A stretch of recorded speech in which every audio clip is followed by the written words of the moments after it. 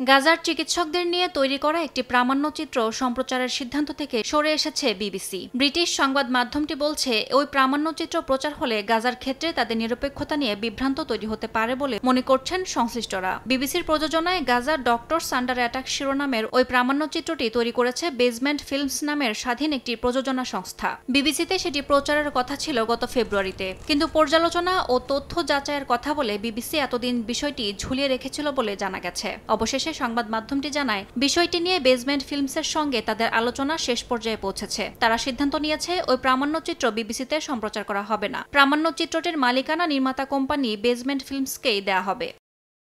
এর আগে প্রযোজনা সংস্থা বেজমেন্ট ফিল্মসের প্রতিষ্ঠাতা বেন ডি পিয়ার এক প্রামাণ্যচিত্র উৎসবে অভিযোগ করেন, বিবিসির সাংবাদিকরা প্রতিবন্ধকতার মুখে পড়ছেন এবং মুখ বন্ধ রাখতে বাধ্য হচ্ছেন। তিনি সরাসরি বিবিসির মহাপরিচালক টিম ডেভিড সমালোচনা করে বলেন, তিনি একজন পিয়ারের লোক, সম্পাদকীয় সিদ্ধান্ত নেওয়ার যোগ্যতা তার নেই।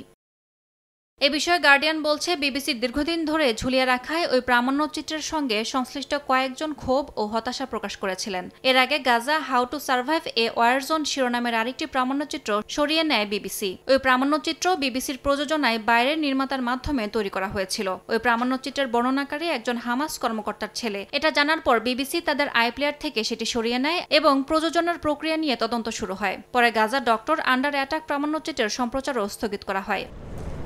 ইয়াসমিন অনন্যা, সময় সংবাদ।